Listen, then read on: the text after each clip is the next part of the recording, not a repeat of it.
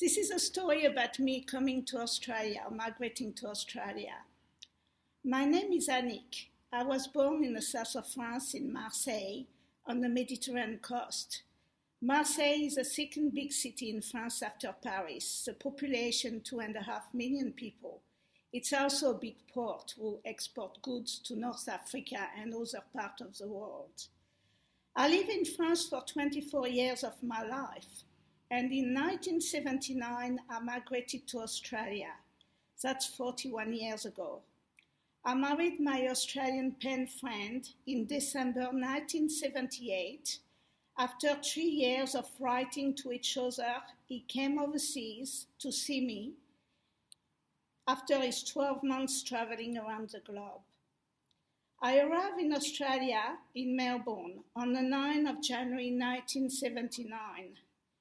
We moved to Beership in the country, a town of 1,000 people in the Malay region, about 5 hours from Melbourne. My husband was a teacher. He was very involved in the community there. He was teaching at the high school and playing and coaching cricket. I had to get involved with the community. I helped at the school with the French. There was only one French student there. And then joined the hockey club, where I was very involved with, and the CWA Ladies, the Country Women Association, where I became a secretary there. I was interviewed when I left, and they give me a send-off.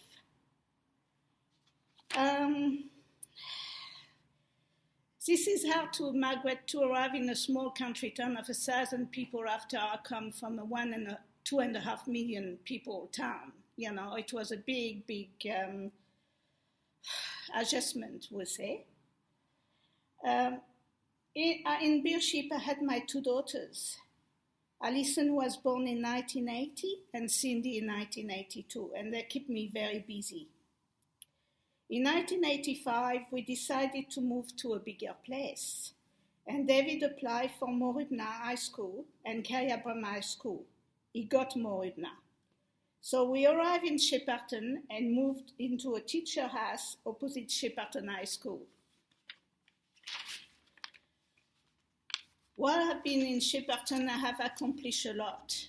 I got involved first with migrants, settling down, a lot of Italian, Greek, and other nationality, teaching English through TEF. I did a course there, and I was teaching a Chinese guy English at home at the time.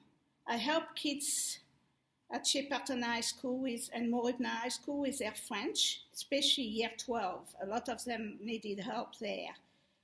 I was also doing tutoring at home between 1985 and 1990. I taught French and French cooking at night classes at TEF for 7 years. I taught at the grammar school in 1989, the whole year, because they were short of teachers. I'm not a teacher qualified, but I was employed as a teacher aide, but virtually left by myself in the classroom to deal with all these wild kids. But I managed to get through the year with this and help them out the best I could. Then in 1992, I decided to go back to study. I did start my Bachelor of Nursing then as a mature age student. Becoming a nurse was for me some kind of calling. And I felt God presence always throughout the 3 years of my study at university. I have raised 2 daughters and I have 3 grandchildren, to whom I have passed some of my culture, my gift and love for cooking, my tenacity and perseverance.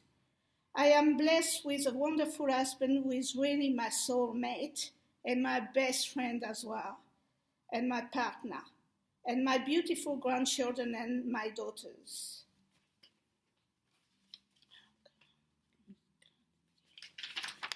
I have lived in Australia for 41 years now.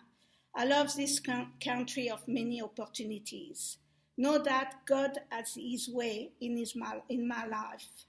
I returned to church and recommitted as a Christian 30 years ago. I got baptized again in 1991 in a river here in Shepparton to reaffirm my Christian commitment. I attended church on a regular basis. I made new friends and decided to become a nurse 30 years ago, and through prayers and perseverance, God carried me through university as I got my Bachelor of Nursing as a mature age student. Becoming a nurse was for me some kind of calling. Migrating to another country is not always easy, but I had God in my life, and it changed everything for me. We are so lucky in this country here. We have freedom. We can get to worship where we want to, and there are so many churches. In France, people are either Catholic or Protestant. Some do get to church Sundays, more like a ritual. Christianity is not a weekly business. Now, a lot of people ask me about the way I met my husband, and I want to explain to them what's happened really here. I was living in France, going to school, and I was learning a lot of languages at school. I was pretty talented with languages. I was doing English, Spanish, and Italian. And I had about 5 pen friends, some Italian, some Spanish, an Australian, an English one, and an American one. So I was improving my English pretty much well. You know, I was very interested in improving my languages and all this. And my husband was one of them. He was the Australian. Funny enough, he had a couple of pen friends himself, an English girl especially, and myself. But he started writing to her and she stopped writing. But me, I was writing to her and I kept writing. And we write to each other for 3 or 4 years. And after this, he decided he was going to visit me. So he had a year of teaching, and he went all around the world for 12 months. And he came and visited me. He arrived in September 1978. And we spent a lot of time together, and he used to stay at my place, and then he'd go off somewhere else and travel around and then come back again. And I was working at the time, so we used to spend some time together, and we got pretty close. And I had a boyfriend, but things were not going too well at the moment. And he had met this girl, Australian girl, obviously, while traveling, but he soon discovered that she wasn't the right one. Anyway, we continued to spend a fair bit of time together, and in September, he asked me we got engaged, and in December, we got married, because we had to come back to Australia in January. So that was a very, very quick engagement. But we sort of knew each other a fair bit through writing, and that was it. You know, we met this way. So, and we came here, and we've been married for 41 years. So this is my story, and everybody is really likes the story. But hopefully, obviously, we were meant to be with each other.